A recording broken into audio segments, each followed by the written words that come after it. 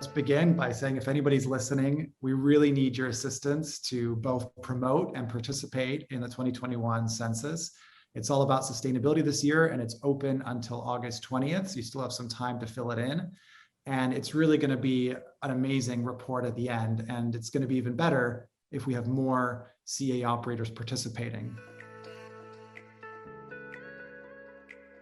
We have to define what sustainable practice means in the industry, and then we need to measure against it, and we don't do that. And I mean, the thing with CEA, of course, is it's inherently more efficient, inherently more sustainable than soil-based farming. But how do you prove that, and how do you evidence that? And I think also, just in general with agriculture and farmers, I mean, they get way too much of a hard time, in my opinion. And in terms of like the downward pressure, I mean, right, use less pesticides and use less of this and use less of that. Yeah. It's like it's just an unrelenting amount of pressure that farmers experience, which I think is unfair because it puts them under duress. And it's not like they're not willing to change or they're not willing to look at new ways of doing things.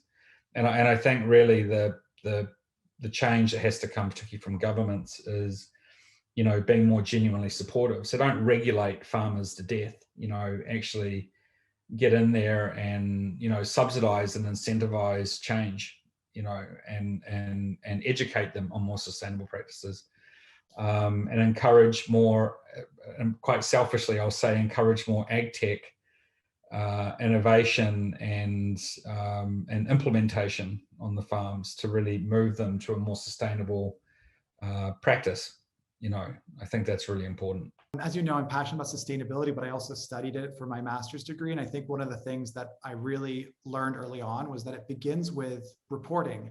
And it begins with looking at whatever your business is. In this case, it's CEA operations. It begins with looking at that and understanding your sustainability impact: waste, water, labor, energy, et cetera.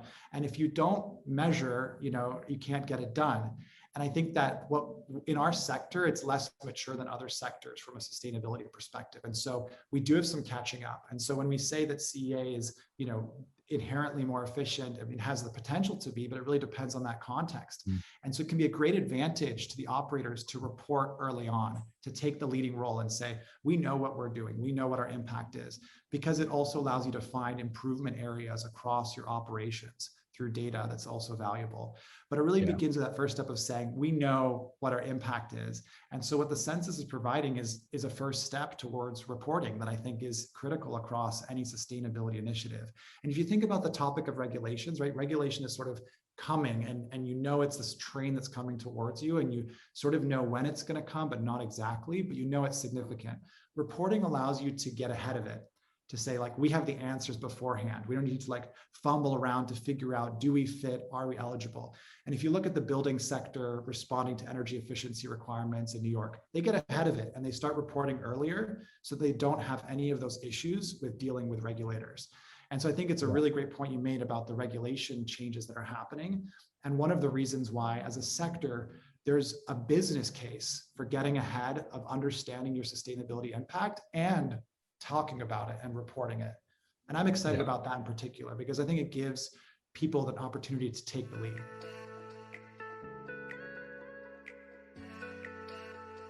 The challenge is that when it comes to CEA operators, it's like, where do they fit in this sustainability strategy? And one of the key issues is there's not a lot of data that's available to understand the impacts of different types of CEA farms, or any CEA farm.